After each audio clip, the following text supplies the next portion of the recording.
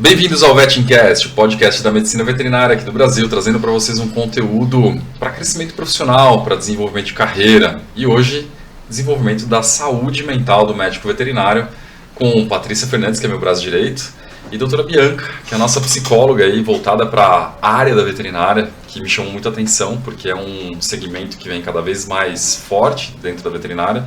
Eu nem sabia que existia. Eu contratei há pouco tempo uma equipe de advogadas que também vieram, né? As nossas advogadas são estritamente para veterinários e hoje eu acho que a gente tem um novo mercado aí, falando um pouco sobre a psicologia na medicina veterinária. A gente teve um breve bate-papo, não te conheço tão bem, te trouxe para a gente começar a se conhecer um pouco melhor. E a Patrícia, porque a Patrícia convive nas dores que a gente tem dentro da nossa equipe de médicos veterinários e colaboradores, que também eu acho que é um assunto que a gente vai entrar. Mas eu queria conhecer sobre você, sobre a sua carreira, sobre o que te fez pensar na medicina veterinária como um futuro, até vendo aí pela sua rede social, como você vem se desenvolvendo. Então, doutora Bianca, me conta um pouco sobre como você começou a sua carreira de psicologia, o que te trouxe para a psicologia e depois o que te levou para a medicina veterinária. Perfeito. Bom, primeiro, obrigada pelo convite. É um prazer estar aqui com vocês. Fiquei super feliz que deu certo. E vamos lá. Eu sempre falo que ganchos não faltam, né, para este tipo de assunto. Sim. Então, que a gente possa se aprofundar aqui nesse tema tão importante. Bom, de início em psicologia, eu sempre me interessei pela essa vertente emocional, essa vertente sentimental também, os desafios, né, do que nos constitui como seres humanos, inclusive, e que muitas vezes são ignorados. A gente está começando a ter mais essa cultura de entendimento, de conscientização da importância da saúde mental. E eu falo começando, porque os avanços comparados a antigamente são grandes, mas a gente está longe de um ideal ainda. Então, eu sei que eu sou suspeita para falar, mas eu acho que enquanto o ser humano não entender que a saúde mental faz parte da nossa rotina, a gente vai continuar atrasados em muitas coisas, tanto no sentido de vida pessoal, quanto no sentido de vida profissional. Legal. Então, isso foi o que mais me instigou, falando de uma forma resumida, é claro, a entrar neste campo aí do conhecer o fenômeno da mente. Na mente. Você tinha quantos anos quando você se viu? Eu tô te perguntando isso porque meu filho mais velho falou que talvez queira fazer psicologia. E eu nunca entrevistei um psicólogo. Né? Só a minha psicóloga, eu falei, como é que foi isso? Mas me conta assim, você tinha quantos anos e de repente é uma coisa que eu vou poder usar em casa, né? Porque... Claro, a minha história ela foi um pouquinho diferente porque eu não entrei direto na psicologia. Eu, como clássico, que muitos adolescentes acontecem, eu fui um pouco induzida pelos pais no início e eu fiz um ano e pouquinho de engenharia ambiental. Olha só. Antes de fazer psicologia, exatamente. Legal. Não me adaptei, né? Não gosto da área lógica ali, nem nada. E aí pensei, não tô feliz, claro, tive um apoio, abertura que nem todos têm, né? Sim. Mas tive um apoio para uma troca de curso e fui para psicologia. Tive motivos pessoais, porque desde cedo eu fiz terapia. Na adolescência, eu fui uma adolescente que fiz terapia e me marcou muito este momento, né? Eu me senti muito acolhida, senti com muito suporte pela minha psicóloga. E eu acho que isso foi uma das primeiras coisas que me fez pensar assim, poxa, quero ser essa pessoa para alguém algum dia. Que legal. Quero ajudar também. O que você viu era o que você poderia entregar para a sociedade no que te marcou quando você era... aqui a gente tem essa vertente de desafios profissionais, né? Então, a maioria das pessoas que eu chamo, elas pensam exatamente o que você falou. Conheci a veterinária assim e eu me vi sendo aquela pessoa para a sociedade, né? Exato. Era esse ponto que eu queria ouvir de você. Foi para engenharia, depois foi para psicologia. E aí você se formou com quantos anos? Começou a atuar já? Como é que foi? Sim, eu me formei, eu estava com 23, na faixa de 23 anos, estou chutando aqui, nova mas ainda, acredito que super nova. Isso, sim. E aí comecei a atuar já na clínica, eu já sabia que eu queria a clínica e também eu sempre gostei de estudar, então eu fui emendando uma coisa na outra. Fiz pós em psicologia analítica, que é a minha abordagem, que a gente trabalha com abordagens, né, na psicologia. Depois já fui para o mestrado, emendei no doutorado, outra pós e assim foi. Corajosa você. Muitos falam isso, mas é porque tem uma questão de identificação. Eu gosto muito da área de pesquisa, eu gosto muito da área de estudo, sempre também senti junto com o ser psicóloga, veio muito acompanhado a intenção de ser professora, de ensinar, sim. né? Então as coisas foram casando, as coisas foram acontecendo. Eu falo que depois de algum tempo que a gente vivencia, quando a gente olha para trás e a gente para refletir, a gente percebe como as coisas vão se encaixando de acordo com o que você se imagina, né? Exato. Normalmente quando a gente está vivendo, a gente não se dá conta disso. Então você se vê professora? Sim, já dou aula, né? Em pós-graduações, palestras, enfim. Legal. Não tenho interesse de ir para a área de graduação, Tá. mas já atuo como professora, sim. Legal. Aí surgiu a veterinária na minha vida. Aí você começou lá com 23, atendendo, e depois foi fazer o mestrado. Você fez mestrado com qual tema? No mestrado, o meu foco era mais a minha abordagem, que é a psicologia analítica, e aí eu pesquisei sobre transferência erótica, Olha que que legal. é o paciente se apaixonar pelo seu terapeuta. Nossa, que interessante. Exato. É um fenômeno que acontece com frequência na clínica e é considerado um fenômeno tabu, tanto pelos pacientes quanto pelos próprios psicólogos. Não se fala muito sobre isso, porque geralmente tem um medo, sabe? Lógico, o que a gente faz se o paciente se apaixonar pela gente? Geralmente psicólogos entram em desespero e saem correndo. Sai, né? Não posso mais ser. Exato. Então a minha pesquisa veio para falar assim, não, calma. Cada caso é um caso, vamos olhar para isso. Que interessante. No mestrado. Que interessante. Exato. É tipo, quase como uma síndrome de Estocolmo, assim, Que interessante. Sim. Não sabia que existia. Existe, pois é, existe. Legal. E aí no mestrado eu me aprofundei nessa área. Mas no próprio mestrado, quando eu estava aqui fazendo, eu já comecei a atuar na veterinária, né? E aí eu falei, não, depois eu vou seguir por esse caminho. A sua atuação na veterinária começou atendendo médicos veterinários da parte clínica, ou você já atuou como pesquisadora na área? Qual que foi a... Não, eu comecei na clínica, recebendo pacientes da área veterinária, estudantes e profissionais. Legal. E comecei atuando no hospital veterinário lá em Curitiba. Ah, você atuava como uma terapeuta de grupo, assim? Uma psicóloga para ajudar ali tanto no suporte para com os tutores e para também com a equipe. Então, por exemplo, no momento de comunicação de má notícia, acompanhar um caso que estivesse sendo um pouquinho mais difícil para este veterinário se comunicar com este tutor. Muitas vezes, quando aconteciam casos, né, dos clientes perderem os seus pets, eu entrava em contato, eu me colocava à disposição para conversar. Ah, que legal, você que fazia É isso que eu quero para a Patrícia no futuro. Eu brinco com ela, eu falo assim, a tua pós aí em psicanálise vai te levar a um trabalho na administração até umas 4, 5 da tarde, depois das 5 até umas 8 da noite você fica fazendo o atendimento ao tutor, porque hoje a gente quer, assim, o tutor ele quer ser acolhido, né? E interessante um psicólogo fazer isso sem ser um veterinário, assim, é interessante porque muitas vezes o que eu vejo é que o tutor ele quer uma informação técnica, mas ao mesmo tempo ele não quer uma informação técnica, ele quer uma informação de acolhimento técnico. E se você já está dentro da clínica, você tem que se envolver na medicina veterinária para poder passar essa informação para o tutor.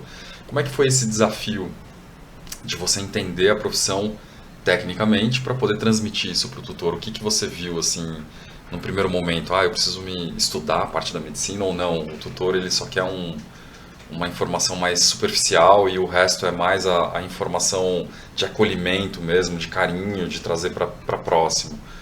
Qual que é essa chave de você entrar como psicóloga, mas falando diretamente com o tutor? Onde que você encontrou essa dificuldade ou a chave para poder acessar isso?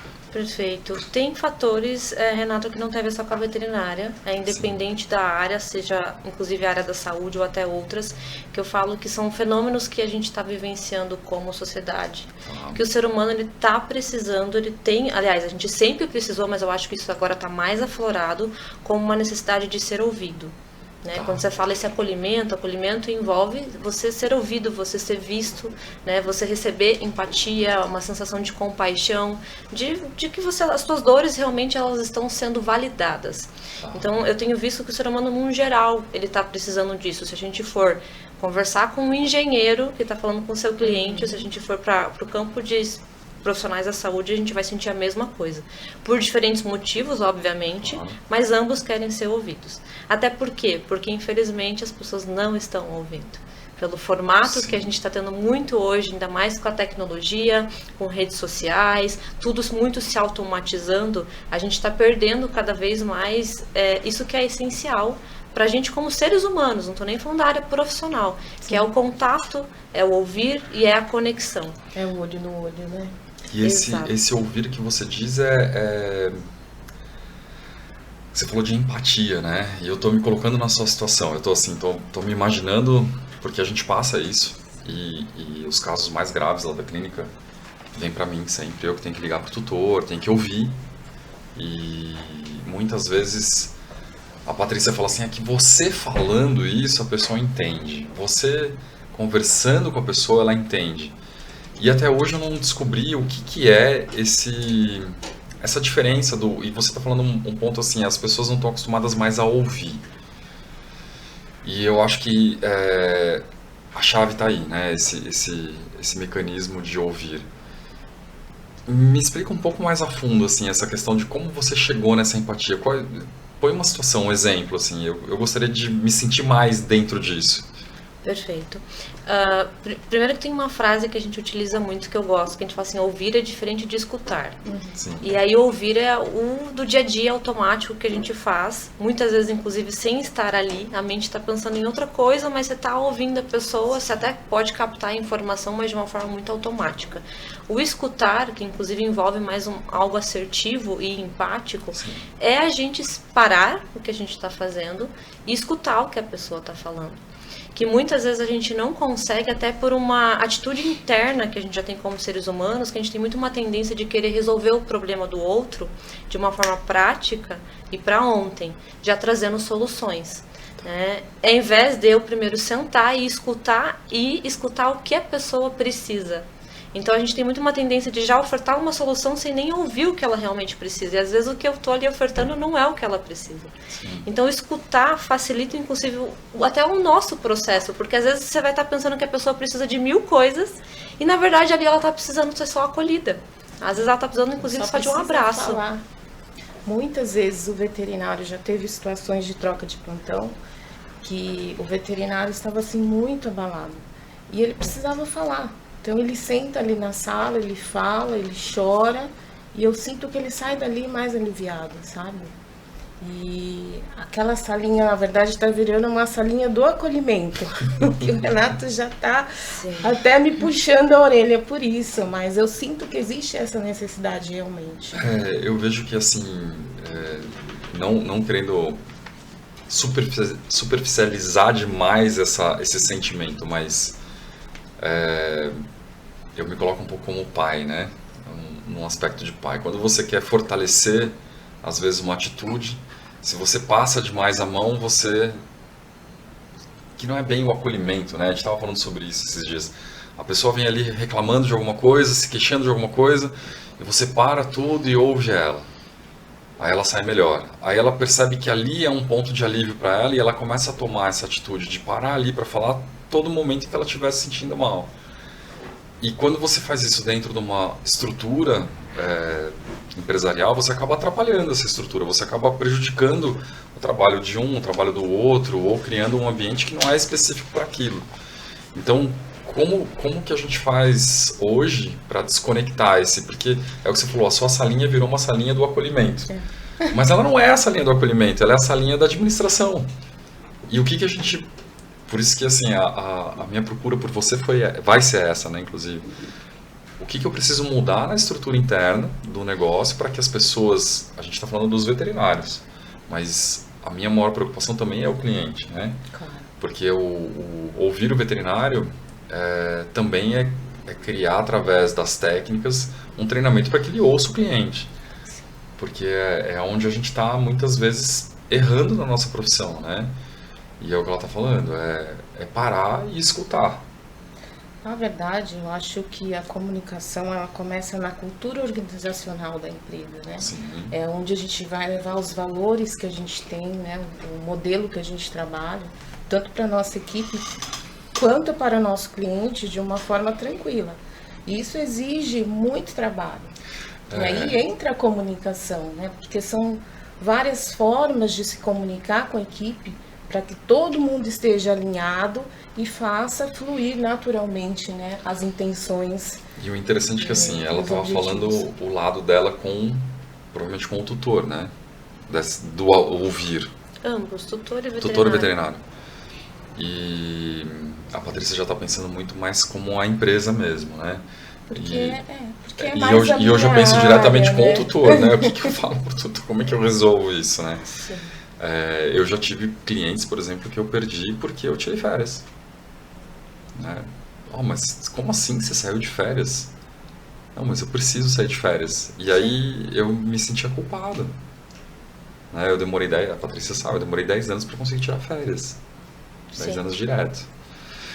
Então, assim, não é que eu superficializo demais essa relação, mas até que ponto a empresa tem que oferecer isso, até que ponto o veterinário tem que oferecer isso e quanto que a gente tem que se desgastar por isso.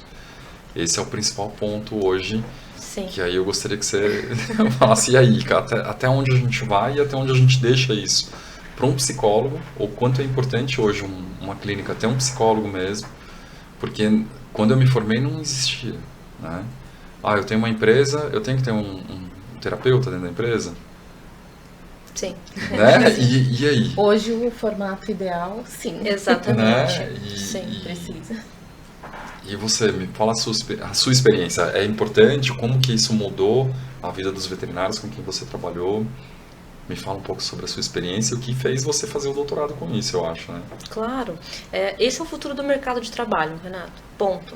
Não tem opção. Não tem opção. E aí, de novo, a gente não estava daí falando só da veterinária. Indiferente do mercado. Se você pegar pesquisas, e aí eu sou suspeita para falar, porque eu sou muito da área de pesquisa, eu gosto porque daí a gente enxerga dados, né? Todas as pesquisas comprovam que as empresas que valorizam os seus colaboradores e que investem neles, tanto no sentido de conhecimento quanto de autocuidado, de saúde mental, só se beneficiam com isso. E quando a gente fala do se beneficiar, a gente não está falando só deste profissional estar ali mais tranquilo e conversando melhor com o seu cliente, por exemplo. A gente está falando, inclusive, na questão de lucro, porque é um reflexo nas finanças também, que é onde geralmente os ouvidos crescem para os empresários, né? Sim, na verdade, é onde a conta fecha, né? Porque o investimento ele é importante a partir do momento que você vê o retorno. Tanto que ele se chama investimento, ele não é um custo. Exatamente. Então... E essa é a virada de chave que você trouxe agora perfeita, porque o problema é que as empresas ainda estão enxergando muito como uma forma de um custo. Você investir no seu colaborador, trazendo, por exemplo, um psicólogo. Sim. Ainda se tem muito uma mentalidade de, não, eu vou comprar aqui um super raio-x para minha empresa, eu vou comprar uma super máquina de ultrassom, ou eu vou pagar um curso de cirurgia. Mas um psicólogo, não, ainda não. O psicólogo ainda é visto como este custo que não vai trazer um retorno. Enquanto, o raio-x está aqui, os exames, eu vou lucrar. É direto, né? Exato. É um retorno direto. Exato. E que, na verdade, com o psicólogo também vai ter esse retorno. Não tão mensurável, no sentido prático, que não dá pra gente, como no exame que você vai aliar, tá aqui a margem de lucro, por exemplo, mas também traz esse retorno, sim, né? E a longo prazo, você está investindo em pessoas. Sim, na verdade, o maior recurso que a gente tem hoje são pessoas. Equipamentos são substituíveis, né? Exatamente, e as pessoas são as empresas. Sim. Então, quando você fala, por exemplo, assim, eu tô pensando nos tutores, eu tô pensando neles, eu já falo, então, peraí, você tá avançando um degrau. Você tem que pensar nos veterinários. Por quê? Porque é um reflexo. Sim. Sempre vai ser um reflexo de como estão os seus colaboradores. Então, se você quer garantir um melhor atendimento para estes tutores, os seus colaboradores precisam estar bem. Legal. E precisam estar preparados. E aí que entra o maior X da questão da veterinária. Não estão preparados. Porque na verdade, a profissão não é... E vou te dar uma visão geral, né? Não só na psicologia, tá? Não só na terapia, não só na saúde mental. Em tudo. O veterinário não sabe ser empreendedor, o veterinário não sabe ser administrador, o veterinário não sabe ser marqueteiro, o veterinário... Na verdade, a gente não sabe... A gente é, principalmente assim, nas faculdades tradicionais, eu fiz uma faculdade pública tradicional. Uhum. A gente aprendia a ser técnico. Sim. Tecnicamente eles são ótimos. Tecnicamente você é assim. E é uma virada hoje, porque as faculdades particulares são meio período. Normalmente elas absorvem pessoas que já trabalham ou já estão numa segunda formação. E essas pessoas têm uma inteligência emocional, elas já vêm com uma bagagem emocional, de inteligência emocional, muito mais madura. E hoje, pra gente, às vezes é muito mais fácil chamar um profissional desse do que chamar um profissional tecnicamente perfeito. Né? Assim, no desafio do empreendedorismo. Uhum. Né? Então, a gente não sabe. A gente está num mercado ainda com uma estrada que não foi aberta. Não, até porque as transformações elas foram muitas nos últimos anos, né? Por conta dessa mudança do papel do animal de estimação. Vamos colocar lá o exemplo clássico, o cachorro que estava no quintal, que as pessoas tinham geralmente para proteção da casa. Eu sempre uso um exemplo clássico. Quando eu era criança, não tinha uma rua que eu não andasse não tivesse aquelas plaquinhas de cuidado, cão bravo. Porque essa era a função daquele animal. Né? Exato. Agora ele é a companhia. Pelo menos lá em Curitiba hoje eu não vejo nenhuma casa mais com uma placa assim. Porque esse não é mais o objetivo deste animal dentro dessa casa. Sim. E automaticamente quem que é o mais prejudicado, digamos assim, em certo ponto, e ao mesmo tempo também com expectativas e projeções por conta dessa mudança, é o veterinário. Sim. Só que a formação deste profissional não está acompanhando essas mudanças. Então, vocês são perfeitos nas colocações. Tecnicamente, eu também enxergo que é um dos profissionais que é mais bem preparado. Sim. E tem estudos internacionais que já fizeram alguns comparativos de que geralmente quem escolhe a veterinária tem um perfil muito alto de perfeccionista, de autoexigência, de autocrítica. Isso num padrão mundial, né? Exatamente. Então, se exige muito tecnicamente falando. Geralmente são profissionais que têm a consciência de que, olha só a responsabilidade que eu tenho com este paciente, né, com este cliente. Só que a gente esquece de uma coisa, e a responsabilidade que você tem com você mesmo? É o autocuidado, né? A maioria dos veterinários que eu conheço não tem esse autocuidado. É algo que falta, na verdade, na formação, na base ali, no início, né, no comecinho. E é um novo desafio, né? Eu acho que a gente está nessa fase do novo desafio, inclusive porque, pensando nesse novo mercado, como você falou, o próprio perfil do cliente, a função do cão hoje na vida das pessoas mudou. Sim. Antigamente ele tinha uma função diferente. Hoje ele é um bibelô, ele é um amigo, é um filho. Uma companhia. Alguns terapeutas, inclusive, recomendam que o seu cliente compre um cachorro. Sim, né? Sim. Virou assim uma questão, inclusive, para as pessoas que não são veterinárias, um motivo pelo qual ela está tendo um autocuidado. O cão ele virou um estilo de vida. Um estilo de vida. Né? E aí o veterinário ele passou a ser cobrado, e é muito interessante assim, o modo como as coisas foram se mudando, porque eu conversei com uma tutora que é médica há pouco tempo, e a gente estava discutindo uma complicação que teve no cachorro, no paciente dela, no cachorrinho dela. E a expectativa do cliente hoje é que o veterinário resolva aquilo como mágica. É uma cirurgia, meu cachorro não pode sofrer, não pode ter dor. E na medicina, assim, o cara operou hoje, colocou 10 parafusos no fêmur, no dia seguinte está o enfermeiro e o médico falando, vai andar. Não, mas está doendo. Não, mas não importa, você tem que aguentar a dor e você vai andar pelo corredor porque isso é bom para você. E na veterinária a gente não faz isso. Olha, seu cachorro está sentindo dor, é normal, mas você precisa estimular ele a ter dor. A estimular ele a se movimentar. Ao contrário, as pessoas falam, não, meu cachorro não pode sofrer de jeito nenhum, ele não pode passar por mais de um procedimento para resolver esse problema. Então a gente passou a enxergar a técnica que a gente aprendeu para corrigir aquele problema de uma outra forma, porque você não pode usar a mesma técnica, você tem que modificar a técnica que você aprendeu para poder abordar aquele paciente, né? Então a dificuldade hoje a gente não está preparado para isso. Não, até porque como cultura, se a gente for olhar essa transformação da veterinária para as pessoas no senso comum, elas também estão se adaptando a esse novo olhar da veterinária. Sim. Então também passar a valorizar mais este profissional, eu acho que é um processo que ainda precisa acontecer. Você deu um exemplo envolvendo uma cirurgia, mas a gente pode, semana passada mesmo, uma paciente que eu atendi, veterinária, né? Ela estava contando quantas vezes já os clientes reclamam porque fez o exame e no dia seguinte o exame já não estava ali à disposição. Ou de você ligar na clínica e falar, quero marcar uma consulta e de repente o veterinário fala, eu tenho só para daqui uma semana.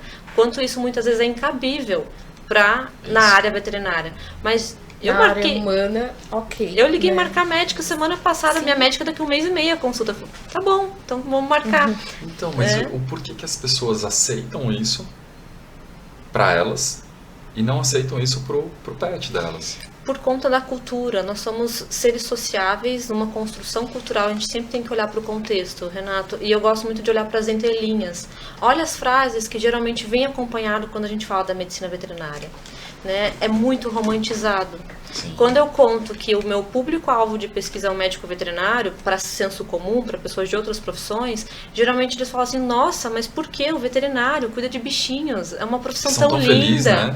tão gostosa, não entendo, não se encaixa, né? Sim. E ainda é uma profissão muito associada à caridade também. Sim.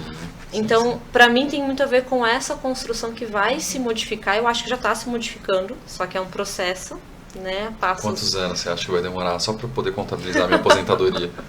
Porque, nossa senhora. Não tem como a gente mensurar este ponto. É claro que envolve outros fatores até de tecnologia, inteligência artificial que está vindo por aí, vai trazer impactos também. Grandes, né? Gerações, a gente estava conversando antes, as exigências das gerações que também estão se modificando. Então tudo isso. E a própria postura do veterinário, né, nessa relação. Eu acho que o Exato. primeiro passo é o veterinário mudar a postura. Perfeito. Né? Enquanto a gente não começar a mudar a nossa postura perante a profissão, esquece, isso não vai mudar. É engraçado, a sensação que eu tenho é que parece que precisa morrer uma geração para poder nascer outra, né? Porque não existe simbolicamente, não adianta, enquanto a gente tiver veterinários que se propõem a pegar o cachorro, colocar no próprio carro, levar na casa do cliente, entrar na casa do cliente, explicar, colocar roupinha, colocar lacinho, pôr para dormir, não adianta, você não tem Essa cultura não e não pode cobrar. Você não pode cobrar mais por isso. Porque é engraçado, né? A gente tem vários problemas com tutores e isso é uma rotina. E a gente percebe que é uma rotina da comunicação. Mas, engraçado, qual a expectativa, né? Então, como a gente está nessa nova estrada e a gente não sabe exatamente como atuar, a ferramenta do terapeuta dentro da medicina veterinária é fundamental, né? Sim. E eu queria saber, assim, dentro do teu processo, quais são as principais mudanças, assim, que você acha que a gente tem que relevar para poder começar a enxergar a mudar mesmo?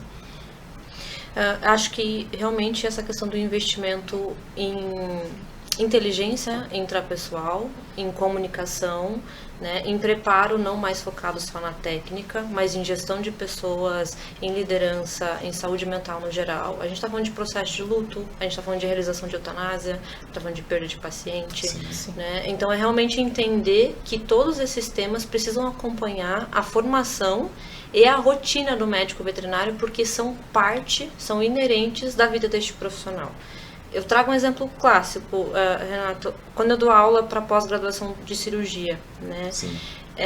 Ou de anestesia, enfim, eu sempre falo assim, para mim uma pós de cirurgia hoje na veterinária que não tenha um módulo de comunicação e de comunicação de más notícias, não faz sentido. Porque a cirurgia ela não acaba quando você fecha o teu paciente ali na mesa e encerrou o procedimento, a parte técnica. Sim. Você tem depois todo um momento, que aliás geralmente não é um momento, é um processo de comunicação com esses tutores, que pode durar dias, semanas e às vezes até meses. E geralmente, se você conversar com o veterinário, qual que é a parte que ele fica mais nervoso para fazer?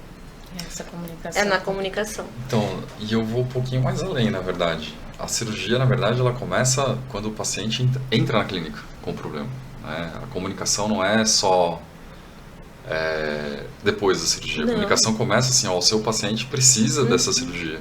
Na verdade, antes até, Renata. Na verdade, a comunicação na mensagem no WhatsApp, mensagem, que geralmente começa por WhatsApp agora. Coloca ali começa ali na recepção, quando ele tem o primeiro ela falou, atendimento. no WhatsApp, ela quer dizer assim, a pessoa está marcando uma consulta. Sim. Começa, exato. Sim, começa Eu preciso marcar uma consulta com o cirurgião porque meu cachorro está precisando. Igual a moça que eu voltei de viagem, tive férias agora, fui para Portugal, Espanha.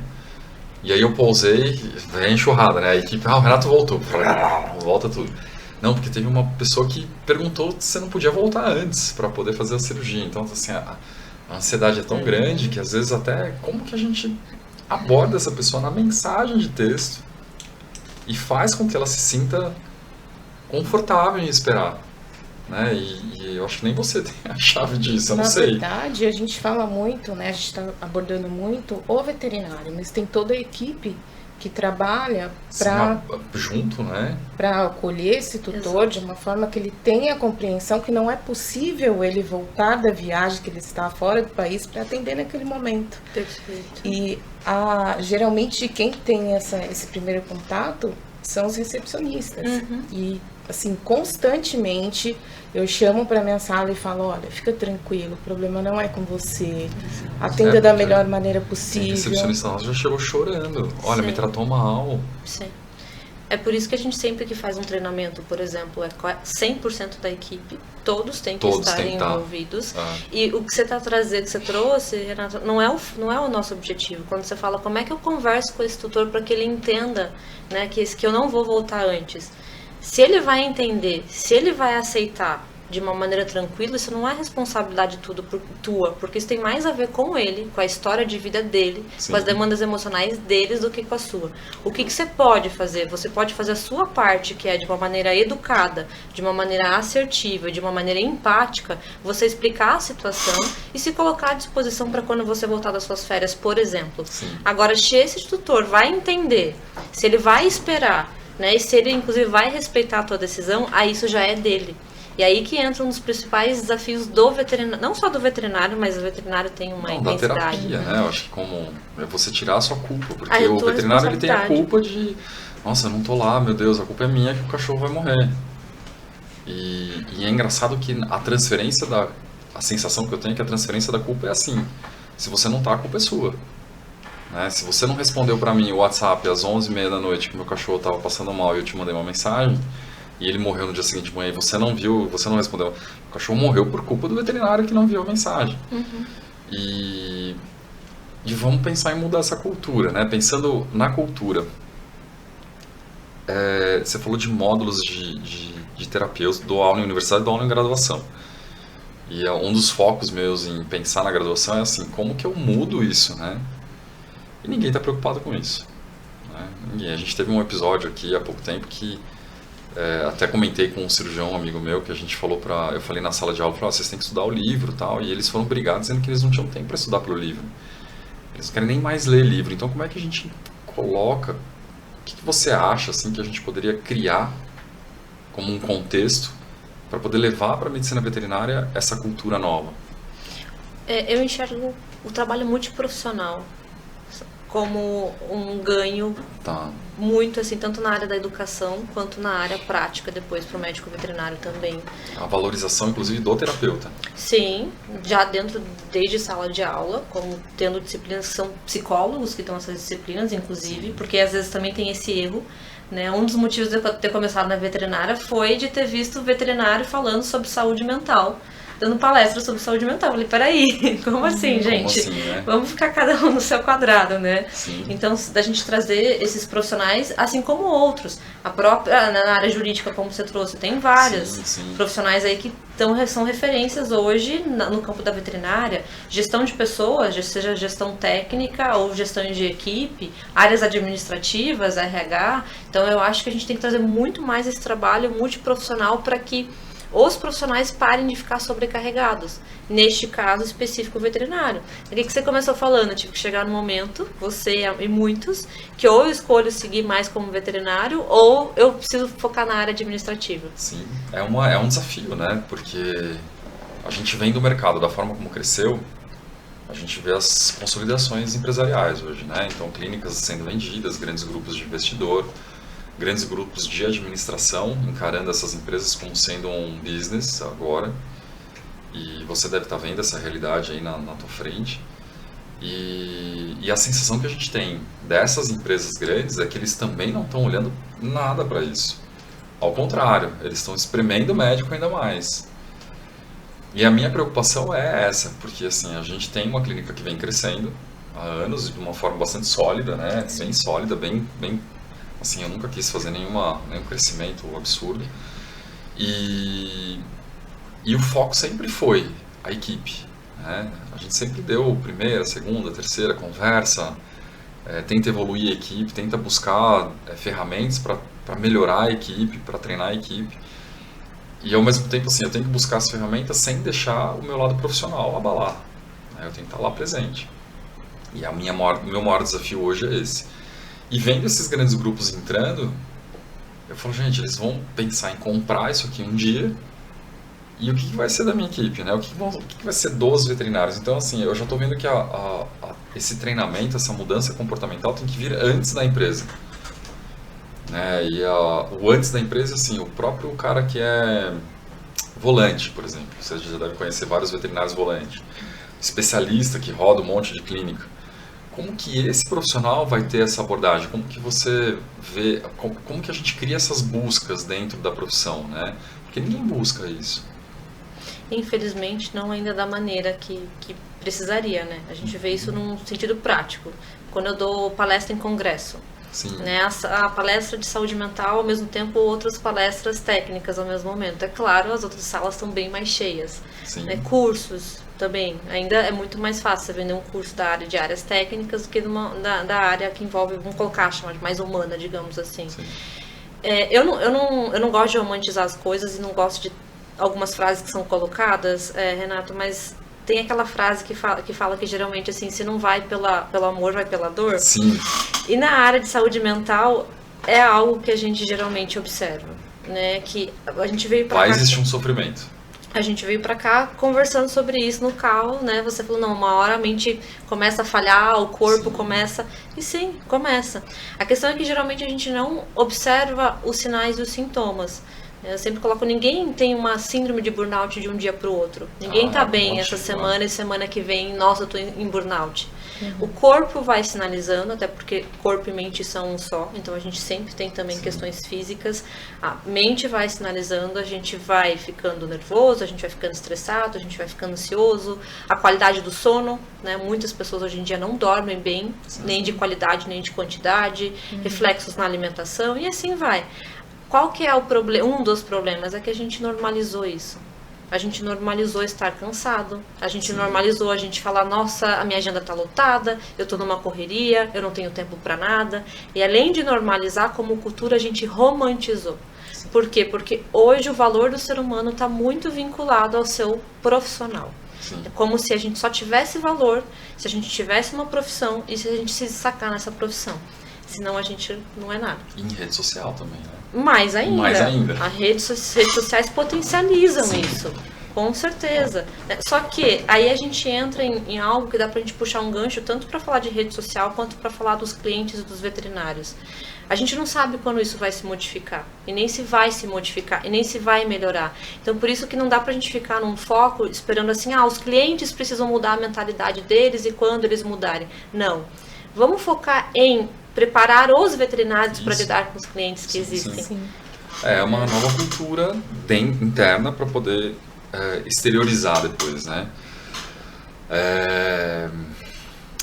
Qual foi o pior caso assim, que você já teve em relação a comportamento? Assim, o que já te mostrou ou te marcou mais com a veterinária?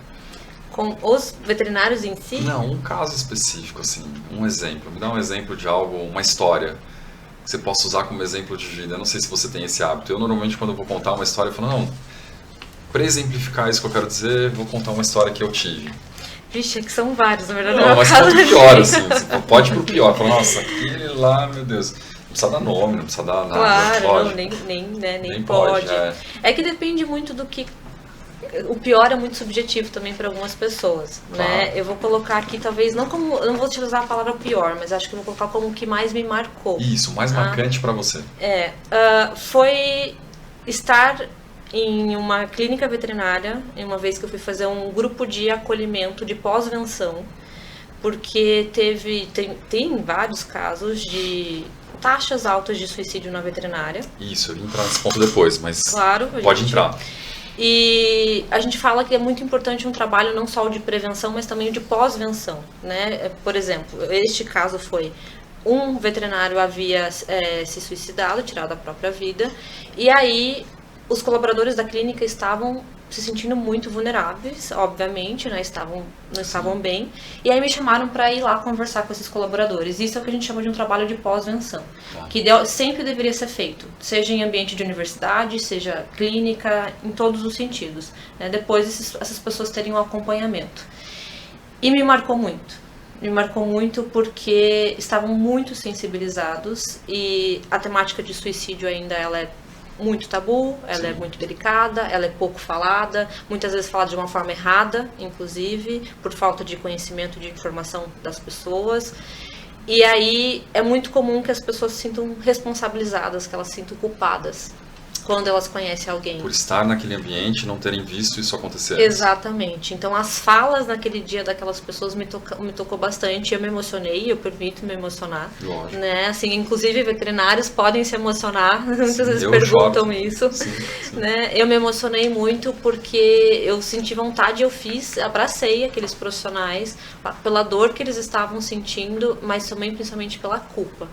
Né, a gente tive que trabalhar muitas vezes com eles ali para esse tema, né, para compreensão, por questões emocionais e lidar com este tema e com essa vivência. Sim. Que não é nada fácil. O suicídio ele é algo que se fala pouco, entre veterinários se fala bastante até, mas se fala bastante de uma forma errada. Isso, na verdade você já resumiu. Se fala muito sobre, nossa, você viu, o fulano se matou, o que será que ele tinha de problema? Como assim, o que será que ele tinha? Todo mundo tem problema, né?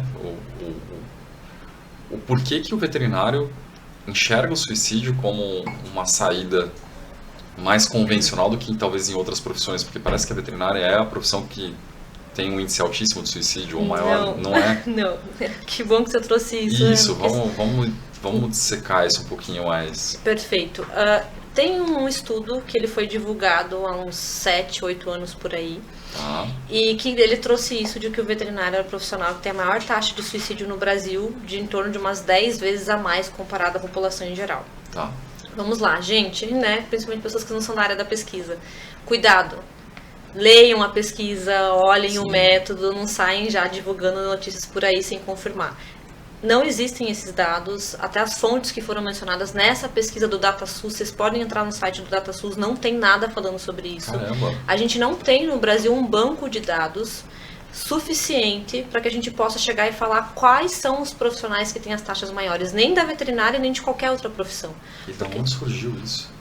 Eu prefiro não citar nomes, né? Vocês podem procurar assim, no Google, mas...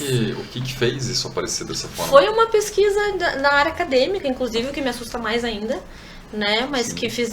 E o problema é que a questão de suicídio, ela é muito utilizada ainda de uma forma sensacionalista e alarmista. Sim. Então, se aproveitaram, aí se não bastasse um dado que não existe, ainda pegam este dado e jogam, né, em vários sites e colocam de uma forma de manchete, assim. Então se propagou de uma maneira que, quando eu dou palestra e aula, Renata, geralmente eu pergunto, justamente para poder desmistificar, né? Sim. Eu falo, quem aqui já ouviu falar que o veterinário é profissional que tem a taxa mais alta de suicídio?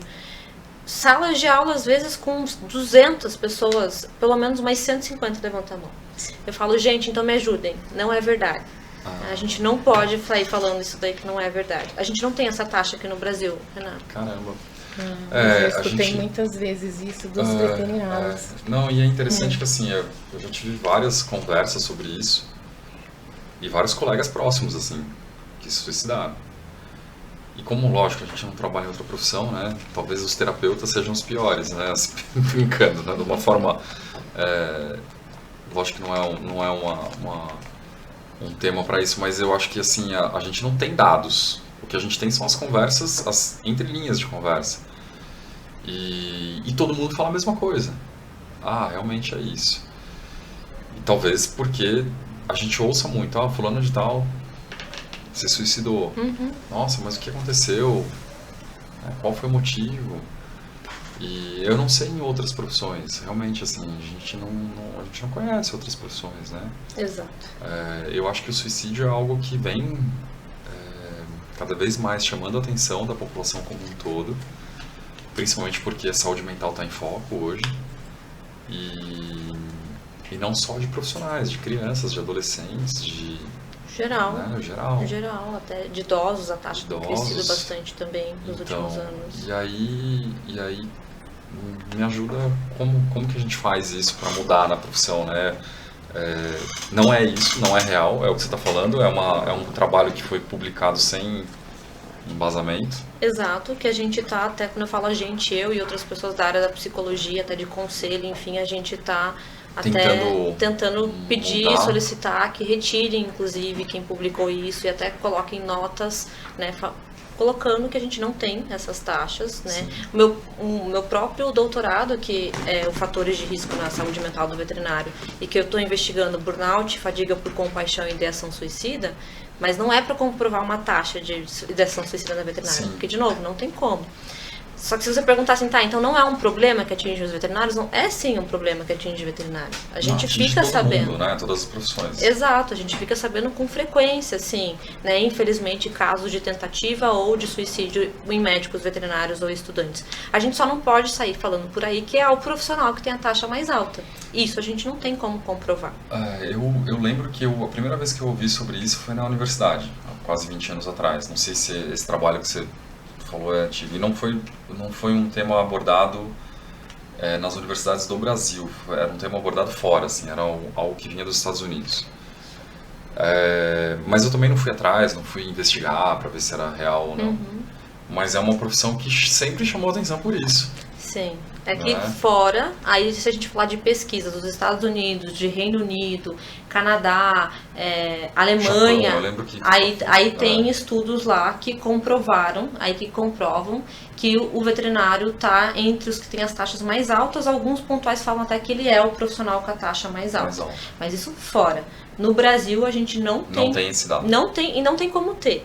Porque a gente não tem esse banco de dados para poder mensurar isso. E existem profissões como policiais, bombeiros, que possuem taxas altíssimas e que talvez, se a gente fosse, né, conseguir mensurar, pode ser que as taxas até fossem maiores. Mas o importante eu acho que não é nem focar nisso, não. Eu acho que o importante é focar assim. Existe trabalho sobre isso para essa profissão, significa que essa profissão está em foco para a saúde mental, ponto. Perfeito. Como que a gente desvia disso e como que a gente percebe os sinais de que uma pessoa está entrando nesse processo. E eu acho que, para mim, por exemplo, um desafio como profissional, empreendedor, é entender esses sinais.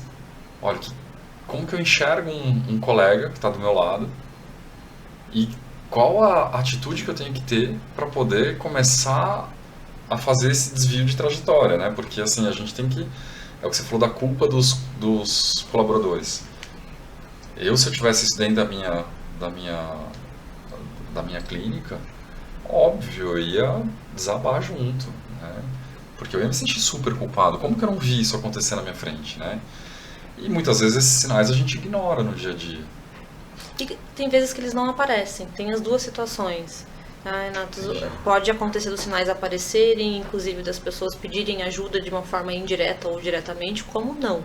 Então a gente sempre tem que tomar cuidado também, porque senão fica muito... Até a cultura às vezes pode falar, nossa, mas ninguém viu, impossível. Mas calma, existem situações em que realmente a pessoa ela não demonstra. Até porque a gente também tem isso, vamos pegar o exemplo da depressão. A gente tem esse estigma de que quem tem depressão é aquela pessoa que está sempre sofrendo, chorando... Tem muitas pessoas que trabalham com você... sorrindo e está deprimido. Exatamente, e tem um diagnóstico e está em tratamento para depressão.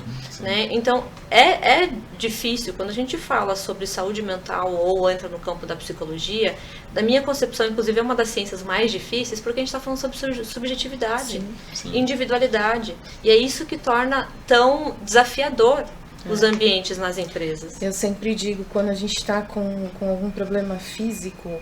um braço quebrado, ou até um exame que você faz, um ultrassom de alguma coisa que não está legal dentro de você tem uma prova. Mas quando o problema é mental, é saúde mental, você não tem como, as pessoas parecem que duvidam, né, daquilo que você está sentindo. Então é mais complicado mesmo. Não, e eu me culpo por isso, sabia? Porque meu pai teve depressão séria com a minha idade.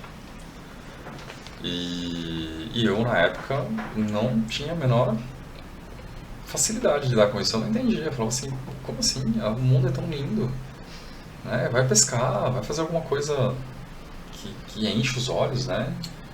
Trabalha os sentidos e tal, mas na minha cabeça não entrava, Patrícia. Não entrava.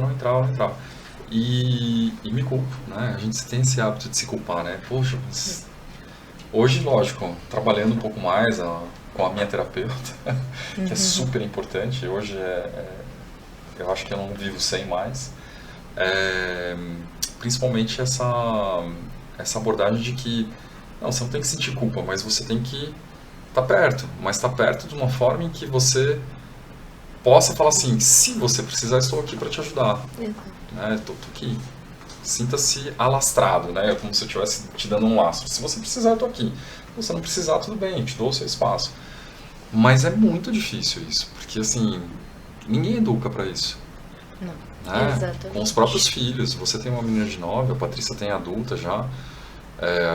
Eu vejo que os problemas assim, de comportamento são mais difíceis da gente conseguir lidar do que na infância. A infância é tudo lindo, é tudo lúdico, né? Conforme eles vão crescendo, aí a coisa começa... É muito mais difícil você compreender esses sinais. Então, eu acho que a gente não tem uma regra e o capitalismo é um sistema de... Né, quando a gente vai para a saúde mental, eu sempre tento fazer a volta para a parte social, porque assim, a parte social ela é fundamental para isso. Sim. E você estudando várias culturas em vários locais do mundo, com vários tipos de religião, vários tipos de política, vários tipos de... O quanto que isso influencia na saúde mental daquela população. E é muito difícil a gente saber como que a gente pode se posicionar. Não vou falar ajudar, porque eu acho que eu não tenho a menor habilidade para isso, mas como que a gente se posiciona. Então por isso que eu acho que você vindo com essa abordagem para o veterinário é uma ferramenta super importante. É igual as meninas trabalhando na parte jurídica. Eu falo assim, vou contratar vocês, eu sei que o mundo jurídico na veterinária ele é nebuloso, né? Como se você estivesse entrando numa serra com névoa. Né? Você tem que estar assim, né? Você tem que estar atento porque você não sabe para onde vai. Uhum. E tudo é novo. Não existe nada trilhado, né? E claro, assim, você trilhando, você tendo a oportunidade de trilhar isso, você está ajudando a próxima geração, que eu te falei, você tem que esperar uma geração morrer para a outra sobreviver. Então eu sinto assim, que quando eu estiver morrendo, eu espero deixar algo para a próxima geração à frente do que o que a gente está hoje, né? Porque a gente está vendo que os desafios não são mais, você tem que sair formado sabendo fazer uma sutura. Né? Não é... Não, a parte de essa parte que a gente está falando de inteligência interpessoal tá no topo das listas quando a gente fala de exigências aos profissionais do momento. Uma das avaliações que eu faço como professor de graduação é trabalho em grupo. E o trabalho em grupo ele não é assim o trabalho do grupo, é o quanto que aquele grupo evoluiu em grupo. E eu acho que eu tenho, sei lá, 16 grupos lá de 5 alunos. Todos os grupos têm problema. Porque o fulano de tal, porque o professor precisa conversar com você, porque o nosso trabalho não está evoluindo, porque tem o ciclano, porque tem o fulano. E realmente, assim, eles não têm habilidade nenhuma para trabalhar em grupo. Quando a gente pensa na mentalidade do veterinário, um dos motivos de escolher a profissão, sem generalizar, mas eu chuto que pelo menos 98% das vezes aparece, porque eu faço sempre essa pergunta também. Sim. Qual que é a resposta ainda, Renato? Por que você escolheu a veterinária? Então, não, porque mas eu quero não quero trabalhar com gente, né? Eu quero trabalhar com bicho. E isso ainda acontece. E isso ainda é estimulado e deixado como se isso fosse a verdade. Sim. Dentro no período da graduação. Quando eu tenho contato com alunos de graduação, eu vou lá dar uma aula pontual, enfim, a convite, eu faço essa pergunta, a maioria das pessoas ainda respondem isso. Eu escolhi porque eu gosto dos animais e não quero trabalhar com pessoas. E eu já brinco, eu falo, gente, então vamos começar aqui, ó, na aula de comunicação de más notícias. Primeira má notícia para você, você vai trabalhar muito com pessoas. Não, é praticamente só com pessoas. Mais do que com os animais, exatamente. Aí entra o trabalho em equipe, entra os clientes, indiferente da área. Aqui a gente está falando mais da área clínica, até porque é a tua área, sim. Mas independente da área que o veterinário atuar, ele vai trabalhar com pessoas. Sim. E aí a gente volta porque a gente começou e que momento foi preparado para trabalhar com as pessoas. Na verdade é o que você falou, é uma pré-seleção de pessoas que não gostam de pessoas, né, e que vão ter que trabalhar com pessoas. E hoje ainda mais, né? Hoje tem essa demanda maior, porque a pessoa ela quer uma atenção, ela quer um acolhimento. Então, se o veterinário já tem essa questão, né, de não gostar de trabalhar com pessoas, realmente a gente Não, precisa eu ouvi- mudar esse foco, Patrícia, eu precisa ouvi trabalhar muito. Ouvi muito de veterinário que chegava pra mim e falava assim, da equipe até hoje. Ah, eu faço tal coisa porque eu não quero lidar com gente. Exatamente. Eu falo, É, mas você vai lidar comigo, eu sou uma pessoa, né? equipe, exato. Isso. Além de lidar com pessoas, está lidando muito com demandas emocionais. E como Sim. vai E lidar os com maiores essas problemas hoje que a gente tem, né, até na contratação, você não contrata mais por aquilo que a pessoa tem no currículo, mas técnicas? não é mais o técnico, realmente é o conhecimento pessoal, é aquilo que ela consegue oferecer e compartilhar, né, com toda a equipe. Sim, até porque eu acho interessante que na área jurídica elas trazem isso, talvez vocês já tenham ouvido falar, que na maioria das vezes que acontece o processo, não foi por causa do erro técnico. Não Você foi. sabe que a gente fez uma pesquisa agora de satisfação, a gente está implantando lá na clínica e a gente tem muito feedback na questão assim positivo, foi o acolhimento, foi as informações que foram passadas de forma clara. Então, a gente percebe que a comunicação nessa área é importantíssima. E o que é a comunicação, né? Fazer o outro entender a mensagem que você quer passar, é conseguir sentir a pessoa da forma que ela é, do jeito que ela consegue compreender aquilo que você está falando. E isso tem muito a ver com empatia, com você lidar com a pessoa diretamente. Isso é uma questão que eu estou tentando levar para a clínica, para a gente trabalhar essas questões com os veterinários, porque é um trabalho que eu já faço com a equipe CLT há algum tempo. E a gente sabe que isso é um trabalho que demanda muita energia, muita repetição, muitas formas de comunicação. Sim, você falou ter a empatia, eu falo que além da empatia na comunicação é a gente ter a disponibilidade. Sim. Geralmente eu pergunto para as pessoas o quanto você está disponível para escutar. Porque muitas vezes a gente não está disponível. Não tá. E é um efeito muito, eu gosto de pensar muito como interligado e como é um efeito dominó. Porque igual a gente está falando, a gente está pensando no tutor. Só que eu preciso pensar no veterinário, quem vem antes desse veterinário, quem vem antes e assim vai. Porque se a gente for falar de fatores de proteção e de prevenção, não só para o suicídio, mas para a maioria das doenças na área psíquica, é rede de apoio. Sim. Todas as pesquisas falam sobre rede de apoio. Então, e uma coisa importante assim na rede de apoio, que eu acho que é uma coisa que a gente tem que... Você padroniza uma comunicação, você padroniza um acolhimento. Porque quando você tem uma empresa, você não consegue individualizar. Não dá, né? Porque você contrata um profissional novo e cada um tem um perfil. Meio termo. Não, mas se você cria um treinamento para aquilo, né? O treinamento é uma padronização. Mas aí você tem que sentir a pessoa para quem você está passando essa mensagem, porque cada um recebe diferente. Recebe diferente. Mas aí a gente...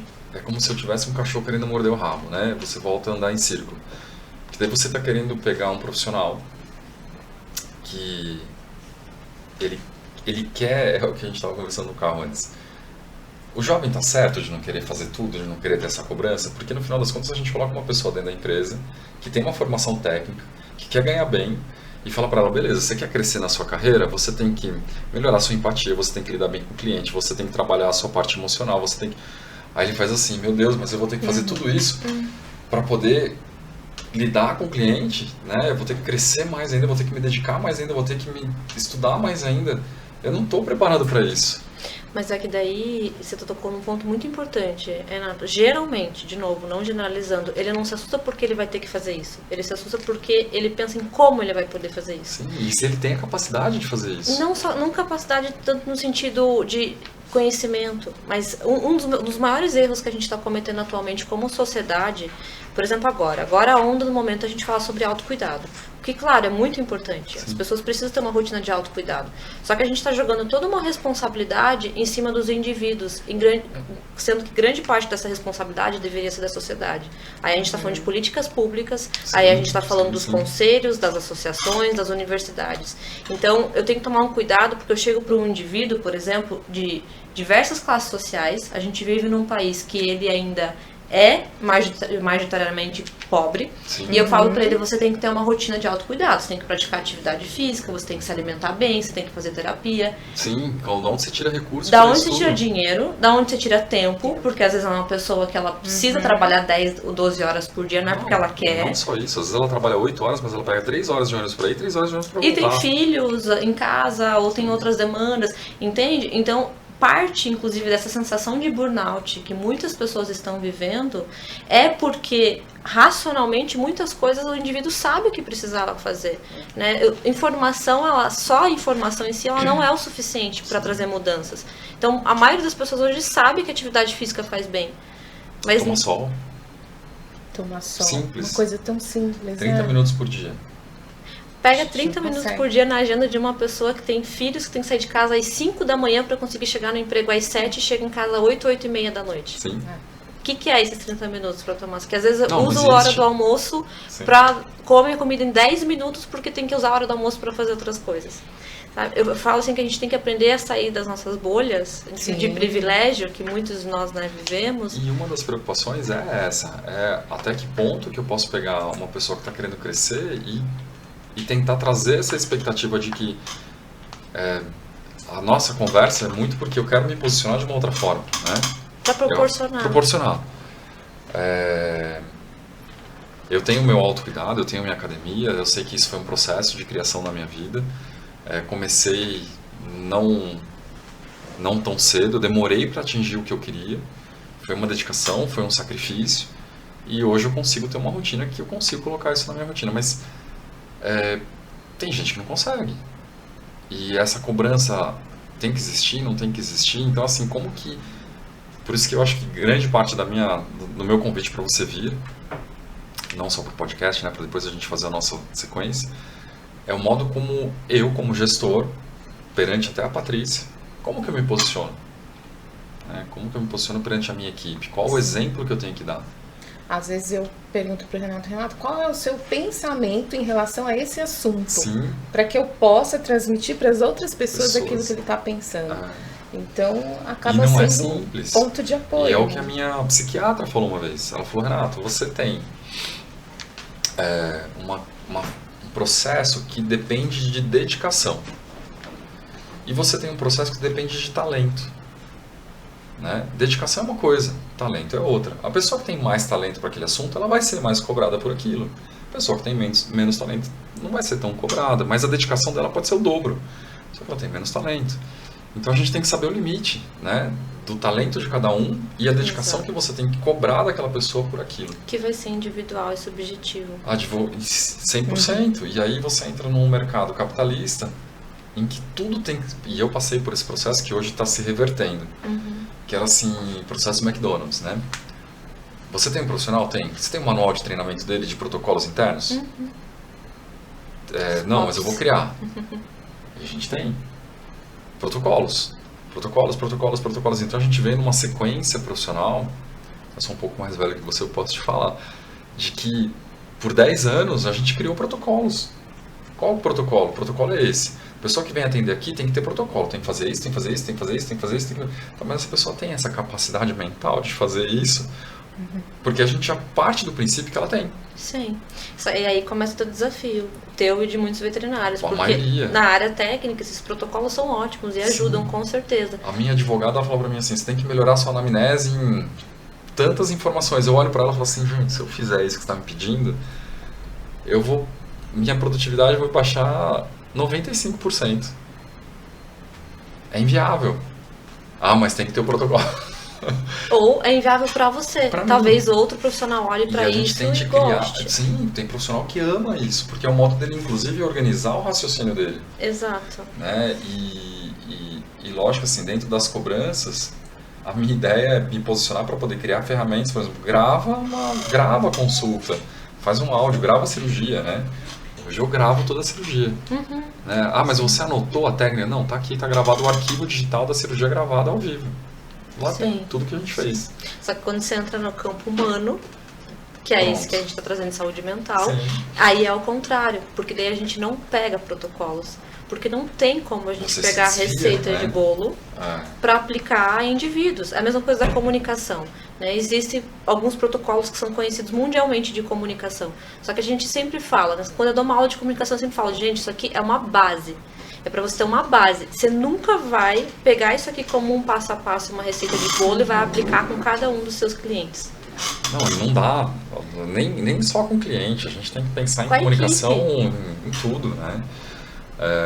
Equipe, família, filho, tudo é comunicação, né? E hoje mudou tudo, né? Sim. Eu tive a minha experiência de manhã, que eu fui conversar com a terapeuta. A comunicação que eu tenho que ter em casa, eu tenho uma orientação de como me comunicar em casa, quer dizer, aquele negócio do pai chegar em casa nervoso porque o filho foi expulso da escola e dar um tapa na orelha e deixar de castigo, não existe mais, acabou. Né? Você tem que mudar a sua abordagem, você tem que pensar de uma outra forma. Sim, até porque a gente não é ensinado a se comunicar. Isso precisa ficar bem claro, que as pessoas não entendem, Renata. Como seres humanos, a gente nasce e a gente aprende a falar. Falar não é se comunicar. Não. Se comunicar é algo que a gente precisa ser aprendido. Por isso que eu amo muita coisa na veterinária, porque o veterinário, que nem você estava falando do Mauro, né?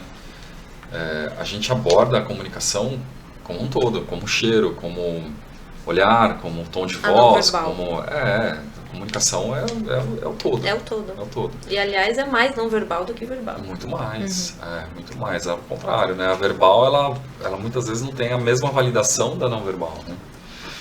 Bom, a gente se deixar a gente passa o dia aqui, né? Mas ela tem aula, a gente precisa liberar ela para a aula dela. Foi um prazerzão. Espero poder trabalhar com você junto com a nossa equipe, tá? A gente vai conversar bastante ainda. Esse podcast foi uma abertura nesse tema, né? A gente não abordou com ninguém esse tema da saúde mental na veterinária. Eu acho que a gente tem que... A tua vinda pro podcast, pro Vetincast, é um jeito da gente formalizar mais isso dentro da veterinária. Que eu vejo que esse é o teu intuito na tua rede social, no teu projeto de vida. Eu fui ver o teu histórico ali, eu falei, nossa, essa pessoa tem um projeto de vida para a medicina veterinária, voltada para a medicina veterinária, e eu acho que a gente precisa disso. Né? Assim como a nossa equipe de jurídico, né? Que eu estou comparando, mas assim, quando eu comecei a profissão, a gente tinha, por exemplo, um contador. O contador, ele fazia contabilidade de tudo. E a contabilidade da veterinária não é exatamente tudo. Então a gente pastou muito, né? Erra muito.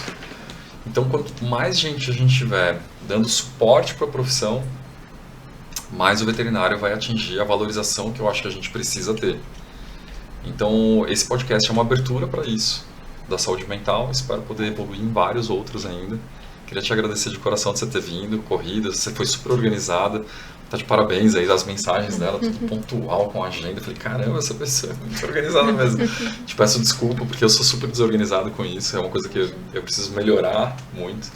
E quero te ter aqui mais vezes, talvez em outros desafios de podcast com outras pessoas da veterinária, para a gente poder evoluir mais esse tema para o público geral, que são os veterinários. E a gente tem muito aluno que assiste, muito profissional recém-formado. E eu acho que a gente tem que colocar esse tema em foco, tá? Então, agradeço de coração, espero te ver em breve. E, pessoal, é isso. Esse podcast vai ficar aqui para vocês assistirem e reassistirem. E espero que esse tema tenha trazido para vocês um conteúdo diferenciado, né? Como a gente vem buscando aqui no Vetincast. Muito obrigado, Bianca. Obrigada a vocês, foi um prazer, uma alegria estar aqui. Obrigada por ter Obrigado, Patrícia, né? Ter vindo aqui. Eu que agradeço. Participado, trazendo as dores da gestão da veterinária junto comigo. Até mais, até o próximo.